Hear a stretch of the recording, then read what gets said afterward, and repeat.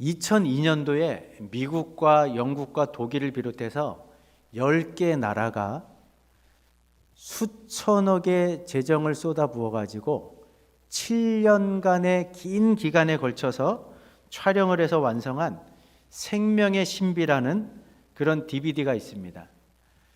최첨단 기술, 기법을 다 동원해 가지고 수정되는 순간부터 분만이 이루어지는 그 순간까지 280일의 여정을 컴퓨터 그래픽 없이 실사로만 촬영을 해가지고 경이로운 생명 탄생의 과정을 아주 잘 보여주는 그런 작품입니다.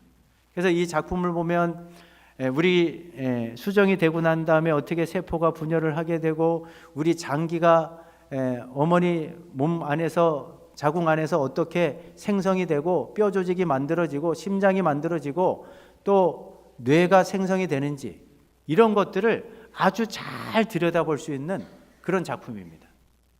근데 오늘 본문에 나오는 사울의 회심은 우리가 영적으로 다시 태어난다는 이 회심이 어떤 것인지, 회심 전에는 어떤 상태였고 회심의 순간에 나타나는 특징들은 어떤 것이고 진짜 회심을 하게 되면 어떤 변화가 찾아오는지 이 회심의 모든 과정을 가장 잘 보여주고 있는 그런 사건입니다.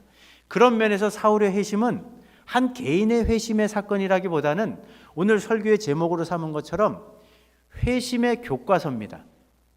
영적인 회심이 어떤 것인지를 우리에게 잘 보여주는 표준 교과서와 같은 역할을 이 사울의 회심 사건이 하고 있는 것을 볼 수 있습니다. 그래서 오늘 말씀을 들으시면서 우리가 지난주에도 살펴봤지만 나는 이 표준 교과서라는 사울의 회심을 거울로 비추어 볼 때 이 회심의 과정 중에 나타나는 특징들이 그대로 잘 나타나고 있는지 또 그 열매를 하나님 앞에 지금껏 올려드리고 있는지 오늘 이 귀한 시간 하나님께서 우리에게 주시는 말씀을 들을 수 있는 복된 시간이 될 수 있기를 주의 이름으로 축복합니다.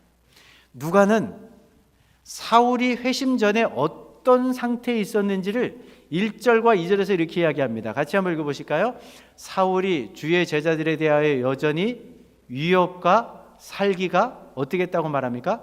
등등하여 대제사장에게 가서 다메섹 여러 회당에 가져갈 공문을 청하니 이는 만일 그 도를 따르는 사람을 만나면 남녀를 막론하고 결박하여 예루살렘으로 잡아오려 함이라.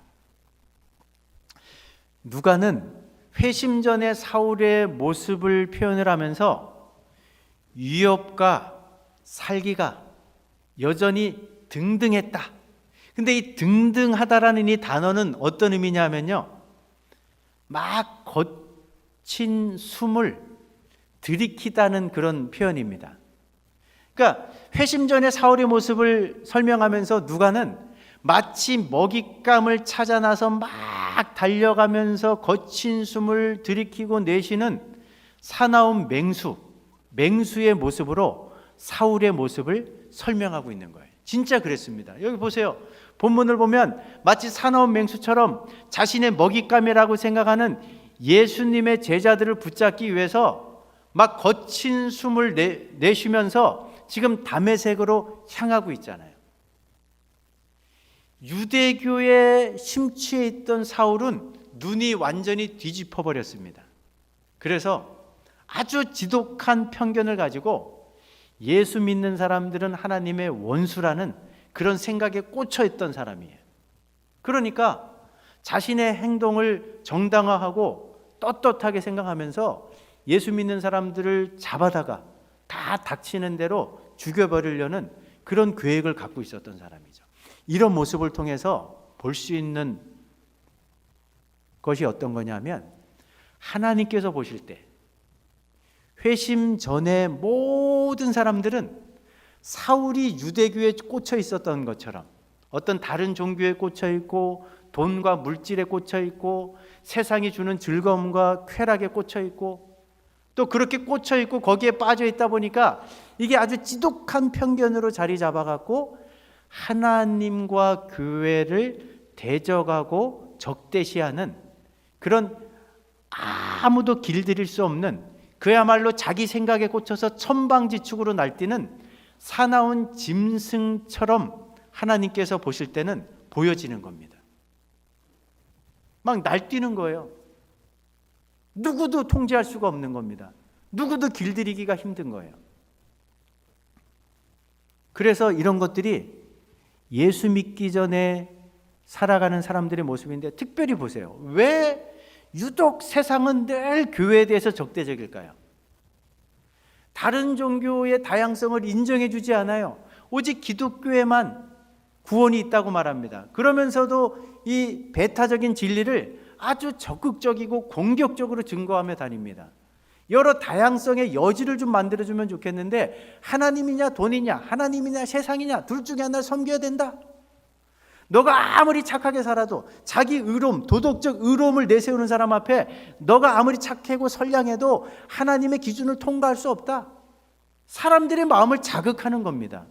편견에 사로잡히게 만드는 거예요. 그래서 기독교를 적대시할 수밖에 없는 그런 상황들을 만들어내는 거예요. 그러다 보니까 사실은 하나님께서 보실 때는 서로가 붙잡고 있는 우상이 다르긴 하지만 모든 사람들이 자기가 붙잡고 있는 거기에 편향이 돼가지고 그 편견을 갖고 하나님을 대적하고 교회를 핍박하는 그런 야수와 같은 그런 삶을 살고 있는 것이 하나님께서 보실 때 회심 전에 이 땅의 인생들이 처한 모습이라는 거죠. 근데 이런 천방지축으로 날뛰는 사나운 맹수 같은 사울을 향해서 하나님은 하늘의 사냥개를 보내서 아주 집요하고 끈질기게 추격하고 계셨습니다. 물론 사울이 회심하기 전에는 하나님께서 보내신 사냥개의 존재를 인식하지도 못했지만, 그 사울의 인식 여부와 상관없이 하나님은 사울의 인생 가운데 깊숙이 개입하셔서 그 사울의 삶의 주변을 맴돌고 계셨습니다. 그 결정적인 장면이요, 스데반의 순교 장면을 통해서 확인할 수 있는데, 사도행전 7장 60절 같이 한번 읽어보시겠습니다. 스데반이 무릎을 꿇고 크게 불러 이르되 주여 이 죄를 그들에게 돌리지 마옵소서, 이 말을 하고 자니라. 스데반 집사님이 돌탕에 맞아 죽는 그 현장에 증인으로 서 있던 사람이 사울이잖아요. 근데 스데반 집사님이 돌탕에 맞아 죽어가면서 큰 소리로 이 죄를 저들에게 돌리지 말아달라고 간곡하게 부르짖으면서 기도하는 그 충격적인 장면을 증인으로 서 있던 사울이 목격했을까요? 못했을까요? 목격했어요. 이 소리를 들었어요. 이건 너무나 낯설고 충격적인 장면이에요. 여러분들, 스데반 집사님이 마지막 죽어가면서 이 죄를, 돌을 집어던지는 저들, 특별히 그 증인으로 서 있는 사울에게 돌리지 말라는 이 기도를 씨앗으로 삼아 오늘 사울의 회심 사건이 벌어지고 있다면 여러분들 믿으시겠습니까? 회심하기 전까지는 사울은 꿈에도 몰랐을 거예요. 하나님께서 자기 인생 가운데 이렇게까지 깊숙이 개입하고 계신 것을 꿈에도 생각하지 못했을 거예요. 그런데 하나님은요, 회심하기 전에 인생들을, 천방지축으로 날뛰는 짐승들을 하늘의 사냥개를 보내갖고 끊임없이 추격하고 계세요. 나중에 교회 안에 들어가고 회심한 분들의 얘기를 듣다 보면요, 그때는 몰랐는데, 회심하기 전엔 몰랐는데 내가 회심하고 나니까 그 옛날 그냥 친구 따라서 성탄절에 먹을 거 주고 선물 준다고 해갖고 우연히 딱 한 번 교회를 찾아갔었는데, 그때 들었던 말씀, 그때 불렀던 찬송, 찬양, 그들은 몇십 년 동안 까마득하게 잊고 있었는데 그것을 생명의 씨앗으로 삼아서 회심의 역사를 만드셨다는 것을 뒤늦게 깨닫고 고백하는 분들이 우리 주변에 있다니까요. 여러분들, 내가 살고 있는 동네에 나는 교회와 상관없는 집안이었고 그런 사람이었어요. 그런데 마을 어귀에 있는 교회에서 울려 퍼지는 땡그랑 울려 퍼지는 그 종소리, 무심코 그냥 지나쳐 버렸는데 어느 순간 그 종소리를 통해서 나를 부르고 계시는 하나님의 음성으로 듣게 되면서부터 주님 앞에 나와 있는 분들이 있습니다. 지금도 내 인생의 어느 한 시점을 생각하면 그게 육신의 질병과 관련될 수도 있고 어떤 교통사고와 관련될 수도 있고, 내가 생각해 보면 이거는 죽었어야 되는 사건인데 죽지 않고 살았어요. 그때는 몰랐어요. 왜 이런 일들이 벌어졌는지 몰랐는데 회심하고 나서 내 인생을 돌아보니까 하나님께서 그런 굵직굵직한 사건들을 통해서 이미 내 인생 가운데 개입하시면서 내 삶의 주변에 맴돌고 계셨다는 것을 깨달아 아는 분들이 참 많다는 거죠. 이게 바로 회심 전에 이루어지는 두 가지 일입니다. 우리는 하나님 앞에서 천방지축으로 날뛰는 싸나운 짐승 같아요. 지독한 편견에 사로잡혀갖고 하나님을 대적합니다. 교회를 적대시해요.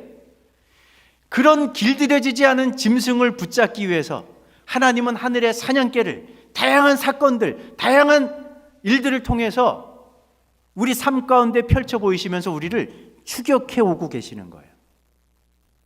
그런 과정을 통해서 오늘 결정적인 회심 사건이 만들어지는 겁니다.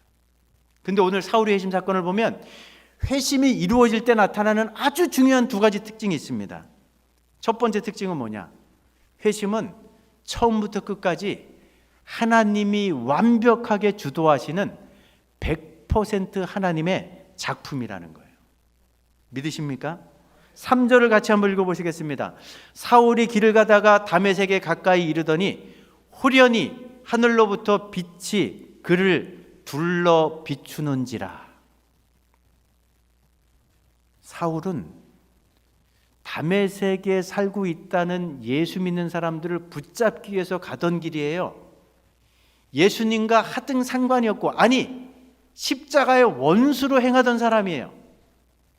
그런 사울을 부활하신 주님이 영광의 빛 가운데 먼저 사울을 찾아오셨습니다. 영광의 빛이 사울을 둘러 비치니까 하나님께서 비추시는 그 빛을 빠져나갈 수가 없었어요. 바로 이 빛은 하나님의 영광의 현현이에요. 하나님께서 결정적인 사건을 만드시면서 우리를 찾아오시면 그 하나님께서 베푸시는 구원의 은혜를 우리가 빠져나갈 수가 없어요. 회심은 100% 하나님의 작품입니다. 여기서 사울의 지분은 1%도 없어요. 성경이 이야기하고 있지 않습니까? 너희는 그 은혜에 의하여 믿음으로 말미암아 구원을 받았으니 이것은 너희에게서 난 것이 아니요 하나님의 선물이라. 행위에서 난 것이 아닌 이는 누구든지 자랑하지 못하게 하려 함이니라. 믿으십니까? 회심은요, 세상 사람들이 말하는 개과천선과는 완전히 차원이 다른 사건입니다. 우리는 막 과거에 정말 망나니같이 살던 사람이 개과천선해가지고 새로운 사람으로 바뀌면 야, 정말 저 사람 새 사람 됐다, 개과천선했다, 이런 표현을 하잖아요. 정말 쉽진 않아요. 술에 인이 박혀 있든지 담배에 쪄들어 살았든지 아니면 또 마약에 혹은 게임에 도박에 중독돼 있던 사람들이 불굴의 의지를 가지고, 자기 굳센 의지를 가지고 그 모든 중독을 끊어내고 새 삶의 자리로 나갈 때 정말 개과천선했다고 막 칭찬하잖아요. 근데 이 모든 일은 본인의 의지로 만드는 일이에요. 근데 회심은 그런 게 아닙니다. 회심은 성령으로 다시 태어나는 거예요. 하늘의 하나님께서 성령을 통해서 하나님이 전적으로 주도하시면서 만들어내시는 100% 하나님의 작품이라는 것을 이 장면을 통해서 우리에게 보여주시는 거죠. 두 번째 특징이 있습니다. 이렇게 회심은 처음부터 끝까지 하나님이 다 주도하시는 작품이긴 한데 그 과정을 들여다보면 굉장히 인격적으로 이루어지고 있다는 거예요. 일방적으로 강제적으로 회심 사건이 이루어지는 것은 한 번도 없습니다. 여러분들 4절과 5절 말씀 같이 한번 읽어보실까요? 땅에 엎드려져 들으며 소리가 있으리시되 사울아 사울아 내가 어찌하여 나를 박해하느냐 하시거늘 대답하되 주여 누구시니까 이르시되 나는 내가 박해하는 예수라. 여기 보세요. 영광 가운데 빛으로 찾아오신 예수님이 사울의 이름을 2번씩이나 부르세요. 사울아 사울아 내가 어찌하여 나를 박해하느냐? 그러니까 사울이 도대체 지금 말씀하시는 분이 누구십니까? 되묻습니다. 예수님이 한 번 더 대답을 해 주십니다. 내가 박해하는 예수다. 예수님과 사울 사이에 인격적인 대화와 소통이 오고 갑니다. 회심은 이렇게 이루어지는 겁니다. 예수님께서 영광의 빛 가운데 나타나셔가지고 유대교의 그 편견을 갖고 지독한 그 편견을 가지고 예수 믿는 사람들을 핍박하는 그 사울에게, 사울도 십자가 달려 죽은 그 예수는 하나님의 저주를 받아갖고 신성모독죄로 죽은 것이라고 마땅한 죽음이라고 생각하고 있었는데 그 주님이 빛 가운데 나타난 거예요. 그 주님이 하나님이라는 사실을 보여주신 거예요. 너가 생각하는 것처럼 그 십자가에 달려 돌아가신 분이 하나님의 저주를 받아 죽은 것이 아니라는 것을 확실하게 증거하시면서 바로 구약의 수많은 예언자들이 예언했던 메시아라는 사실을 일깨워 주신 거예요. 그러면서 빛 가운데 나타나 불로 비치고 있는 거예요. 이때 사울이 어떻게 했을까요? 내가 그렇게 율법을 다 통달할 정도로 다 애우고 있었는데, 내가 유대교에 누구보다 열심을 내고 있었는데 왜 내가 율법이 증거하는 메시아를 만나지 못했을까? 왜 내가 이렇게 지독한 편견에 사로잡혀서 살았을까? 나의 문제가 무엇인가? 이런 것들을 고민하고 괴로워하는 과정을 통해서 영광의 빛 가운데 찾아오신 그 주님이 자신도 알지 못하는 사이에 십자가의 죽음을 통해서 자신의 죄값을 다 치러주셨고 부활하시는 이 놀라운 사건들을 통해서 구원의 길을 활짝 열어놓으셨다는 사실을 깨닫게 됐을 때, 그 복음의 은혜가 사울의 마음속으로 막 밀려 들어오는 거예요. 그 과정 중에 어떤 일이 벌어졌을까요? 오늘 본문이 증거하잖아요. 세례받았다는 게 뭐예요? 내 지은 죄를 회개하는 거예요. 예수님을 나의 구원자로 영접하는 거예요. 결단하는 거예요. 여러분들, 회심은요 하나님께서 전적으로 주도하시는 사건이지만 이런 인격적인 소통과 대화의 과정을 통해서 예수님이 누구신지를 바로 알게 될 때 그 마지막 결정적으로 마음에 걸어 잠궜던 빗장을 풀고 예수님을 나의 유일한 구원자로 모셔드리는 이 결단은 그 사람이 해야 되는 거예요. 로마서 10장 9절과 10절에서 무엇을 이야기합니까? 내가 만일 예수를 주로 시인하며 또 하나님께서 그를 죽은 자 가운데서 살리신 것을 내 마음에 믿으면 구원을 받으리라. 사람이 마음으로 믿어서 의에 이르고 내 입술로 시인하여 구원에 이르느니라. 믿으십니까? 근데 사복음서를 보세요. 수많은 환자들이 예수님을 찾아왔어요. 그런데 어찌 보면 예수님께서 이상할 정도로 꼭 물으세요. 너가 원하는 게 뭐냐?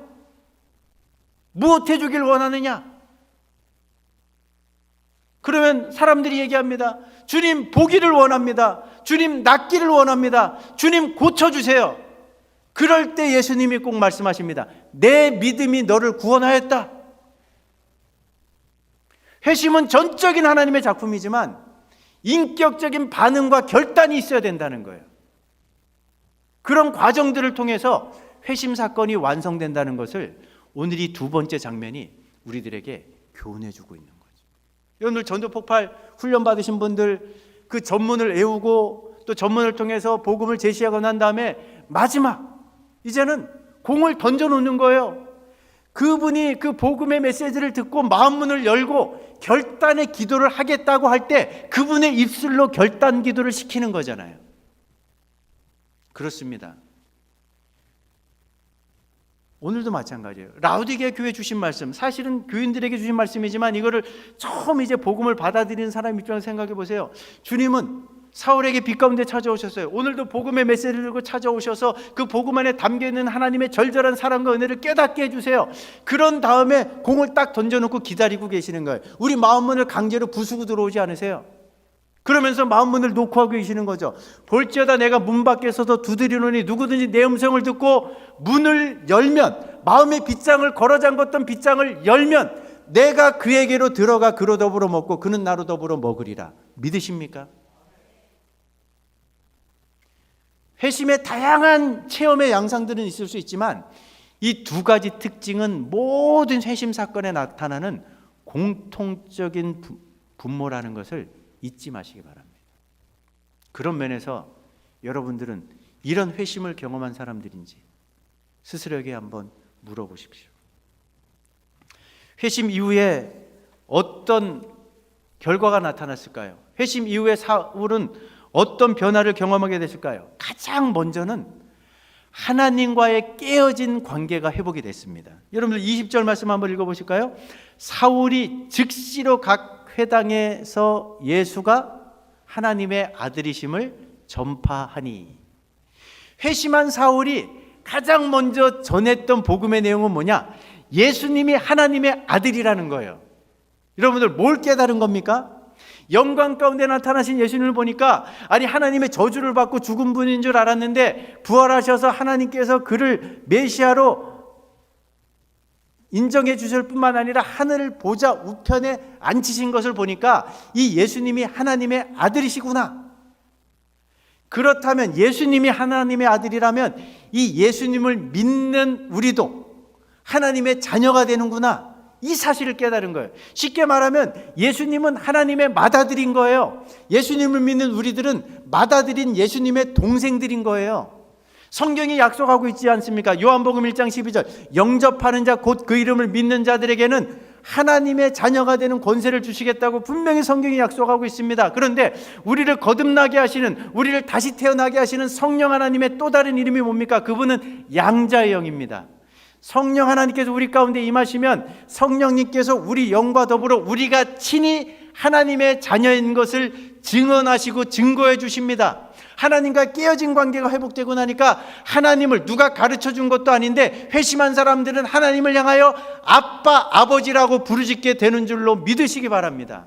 이건 누가 가르쳐줘서 되는 게 아니에요. 회심하면 영적인 본능을 갖고 하나님이 나와 상관없는 분이 아니라 내 아버지가 되시는구나. 나는 부족하지만 예수님의 피로 거듭난 나는 하나님의 사랑받는 자녀이구나. 이 사실을 깨닫게 되는 거예요. 이 관계가 회복되고 나면요, 하나님을 높여드리고 싶어요. 그 아들 예수님을 통해서 베푸신 구원의 은혜, 그 복음의 은혜가 너무나 크고 놀라우니까 그 사랑과 감격 때문에 하나님을 경배하는 자리로 나오게 만드는 겁니다. 하나님을 예배하지 않고는 견딜 수 없는 마음이 우리 마음속에 솟구치는 거예요. 하나님의 뜻이 담겨있는 하나님의 말씀을 가까이지 않고는 견딜 수가 없어갖고 말씀을 보게 되는 거고요. 그 아버지 하나님과 소통하고 싶어갖고 견딜 수 없는 마음을 갖고 기도하는 자리로 나가는 거예요. 여러분들 코로나가 1년 넘게 지속된다고 해가지고 혹시 예배의 자리에서 멀어지시는 분들이 있습니까? 이 상황, 환경을 탓하기 전에 내가 진짜 거듭난 사람인가? 내가 회심한 사람인가? 회심의 분명한 증거가 내 삶 가운데 나타나고 있는가를 한번 점검해 보셔야 된다는 거예요. 회심하게 되면 누가 가르쳐서 되는 게 아니에요. 배워서 되는 게 아니에요. 하나님과의 관계가 회복되고 나면요, 견딜 수가 없는 거예요. 이 아버지 하나님을 경배하고 싶은 거예요. 이 하나님을 예배하고 싶은 거예요. 이 하나님을 찬양하고 싶어서 견딜 수 없는 마음이 우리를 예배자로 세우는 줄로 믿으시기 바랍니다. 하나님의 말씀에 귀를 기울이게 만드는 거예요. 하나님과 소통하기 위해서 기도의 자리를 찾게 만드는 겁니다. 이런 변화가, 이런 열매가 오늘 우리에게 있는지 한번 점검해 보시면 좋겠습니다. 두 번째로요, 회심하고 난 다음에 사울에게 나타난 두 번째 변화는 뭐냐? 교회와의 관계가 온전히 회복이 됐습니다. 여러분 17절 19절 같이 한번 읽어보실까요? 아나니아가 떠나 그 집에 들어가서 그에게 안수하여 이르되, 뭐라고 부릅니까? 형제 사울아. 사울이 다메섹에 있는 제자들과 함께 며칠 있을세. 여기 보세요. 지금 회심하기 전까지 사울은요, 다메섹에 살고 있는 제자들을 붙잡으러 가던 길이에요. 그런데 회심하고 난 다음에 아나니아는 그 즉시 사울을 내 형제라고 부릅니다. 다메섹에 살고 있는 제자들이 회심했다는 걸 확인하고 난 다음에는 조금도 의심하지 않고 자기 집으로 불러 들여갖고 며칠간 함께 묵으면서 교제를 나눠요. 여러분들, 회심하고 나면요, 교회를 바라보는 시선이 근본적으로 바뀌게 돼요. 아, 교회는 예수 믿는 사람들, 그래서 주 안에서 하나 된 가족들이 서로 형제 자매라고 부르면서 세상 그 어디에서도 경험할 수 없는 친밀한 사랑과 교제를 나누는 곳이라는 사실을 깨닫게 되는 거예요. 이건 가르쳐서 되는 게 아니에요. 배워서 되는 게 아니에요. 그래서 회심한 사람들은요, 저절로 교회에 나와서 교회에 앉아보면, 아니 내 옆에 앉아있는 분이 피 한 방울 섞이지 않았어요. 나와 성씨도 달라요. 그런데 주 안에서 하나 된 가족이라는 것을 영적인 본능을 갖고 깨닫게 되는 거예요. 사실 직분을 갖고 불리기도 하지만 우리 주변에 있는 모든 분들은 형제고 자매입니다. 믿으십니까? 이게 회심한 사람에게 찾아오는 두 번째 아주 중대한 변화입니다. 제가 최근에 결혼식 주례를 마치고 이제 빠져나오는데 그 결혼식장에 있었던 하객들 중에 아마 동창들로 보이는데 어떤 한 사람이 나오면서 이렇게 다른 사람에게 하는 얘기가 제 귀에 들렸습니다. 아니 오늘 주례하신 목사님은 자꾸 신랑과 신부를 모모군 모모양이라고 안 하고 왜 무슨 형제 무슨 자매라고 부르는데 자네는 그 이유를 알겠는가? 제가 그 얘기를 우연히 지나가다 듣다가 아 그렇구나. 세상 사람들이 이걸 어떻게 이해하겠습니까? 피 한 방울 섞이지 않았는데 성씨도 다른데 어떻게 형제고 어떻게 자매입니까? 그런데 회심하고 나면 예수님 안에서 하나 된 가족이라는 것을 영적인 본능을 갖고 깨닫게 되는 거예요. 그래서 세상 그 어떤 모임을 통해서도 경험할 수 없는 주 안에서 하나 된 사랑, 그 친밀한 교제, 그 코이노니아가 이루어지는 곳이 바로 교회인 줄로 믿습니다. 이런 은혜를 누리고 있는지, 이런 은혜를 나누고 있는지 한번 점검해 보세요. 세 번째는요, 이 회심하고 나니까 이제 보세요. 하나님과의 깨어진 관계가 회복이 됐습니다. 교회와의 깨어진 관계가 회복이 됐습니다. 이제 남아있는 건 세상이에요. 회심한 사람들은 세상을 어떻게 바라볼까요? 여러분들 22절 같이 한번 읽어보실까요? 사울은 힘을 더 얻어 예수를 그리스도라 증언하여 다메섹에 사는 유대인들을 당혹하게 하니라. 사실은 사울도 회심하기 전에는 이 공중의 권세 잡은 악한 영, 그 마귀의 종이었습니다. 그래서 세상 사람들과 똑같이 마음과 육신이 원하는 것들을 하면서 갖가지 죄악을 일삼으면서 본질상 진노의 자녀로 인생을 살아가고 있었습니다. 그런데 회심하고 나니까 뭐가 깨달아지는 거예요? 야, 내가 눈에 보여지는 세상이 전부인 줄 알았는데 결코 전부가 아니라 그 끝에는 하나님의 준엄한 심판이 있구나. 세상 사람들하고 할 때 어떤 생각이 드는 겁니까? 야, 저렇게 살다가는 저 끝이 뭔지도 모르고 살아가는 저 사람들, 그러나 종국에는 하나님의 심판을 받고 지옥의 형벌을 받을 수밖에 없는 그런 사람들로 보여지기 시작하면서 회심한 사람들의 마음속에 세상 사람들을 바라볼 때 궁일의 마음, 불쌍히 여기는 마음이 마음속에 불타오를 수밖에 없는 거예요. 전도는 누가 가르쳐서 하는 게 아니에요. 회심하고 나면 세상 사람들, 저 하나님을 등지고 살아가는 사람들을 어떻게 해서든지 하나님과 화목해야 되겠구나. 그러기 위해서는 내가 복음을 전하는 길밖에 없구나. 증인의 삶을 사는 거예요. 그래서 성경이 이야기하고 있는 세상 사람과 하나님을 화목해 하는 이 직분, 이 사명을 감당하는 자리로 나가게 될 수밖에 없습니다. 여러분들, 회심한 사람들이 세상을 섬길 수 있는 최고의 섬김의 방법은 약간의 물질을 도와주는 게 아니에요. 물론 필요한 것에 도와줘야 되겠죠. 그러나 예수님이 분명히 말씀하셨습니다. 내가 곧 길이요 진리요 생명이니 나로 말미암지 않고는 누구든지 아버지께로 올 자가 없다. 베드로도 수많은 사람들 앞에 외쳤습니다. 천하의 수많은 이름들 가운데 구원 얻을 만한 이름은 예수 이름밖에 주신 일이 없다. 성전 미문에서 그 하루 먹고 살 양식을 구하고 있는 그 성전 미문에 앉아있던 사람에게 베드로와 요한이 주목하면서 뭐라고 얘기합니까? 은과 금은 내게 없지만 내게 있는 것을 너에게 주노니 곧 나사렛 예수 이름으로 일어나 걸으라. 왜 그렇습니까? 하나님을 등지고 살아가는 사람, 눈에 보이는 세상의 전부인 줄 알고 살아가는 사람, 그러나 그 끝에 하나님의 준엄한 심판이 있고 그 심판을 피할 수 없어 영원한 지옥의 형벌에 떨어질 수밖에 없는 인생임을 정말로 알게 됐다면 어떻게 그런 인생을 가만히 지켜보고 있을 수 있습니까? 견딜 수가 없는 거예요.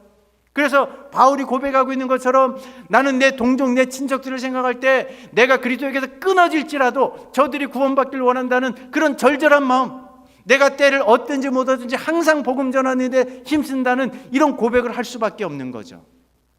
우리를 증인의 자리로 나가게 만드는 것은 바로 회심의 열매입니다. 믿으십니까? 이번 주 설 명절에 제한적이긴 하지만 가족을 또 찾는 분도 계실 거고 부모님, 형제들 또 일가 친척을 만나는 분들도 있을 텐데 그분들의 사회적인 지위와 명성과 또 세상적인 어떤 재산의 기준, 부의 어떤 축적 정도 이런 것과 상관없이 예수님을 모르는 분들이라면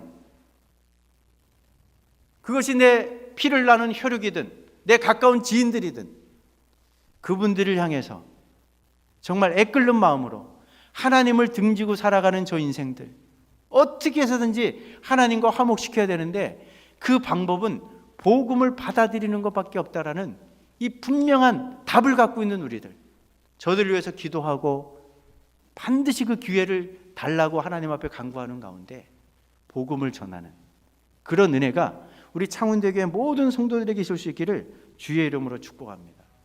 이렇게 회심 이후에 하나님과의 깨어진 관계가 회복이 되고 교회와의 깨어진 관계가 회복이 되고 세상, 하나님을 등지고 살아가는 세상을 하나님과 화목시키는 이런 어떤 증인의 삶을, 이런 화목케 하는 이 직분, 이 사명을 잘 감당하던 그런 어떤 열매가 이제 맺어지기 시작하면 마지막으로 나타나는 열매가 뭘까요?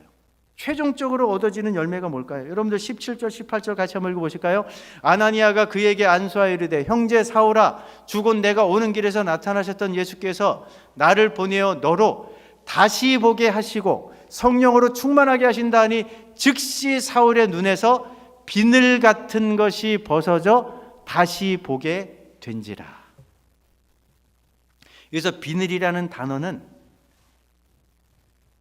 견과류 껍질이라는 의미일 수도 있고, 여러분들 철판이 녹이 쓸면은 왜 똥처럼 딱 녹이 딱 달라붙어 있는 부분 있잖아요. 그런 부분을 얘기하는 거예요. 회심 전의 사울의 상태, 유대교에 심취해가지고 눈이 뒤집히니까 지독한 편견을 갖고 이렇게 눈에 비늘이 쓰인 거예요. 가려진 거예요. 여러분 보세요. 회심 전의 인생들은요 다 주의 노예가 되어 살아갑니다. 주의 종이 되어 살아갑니다.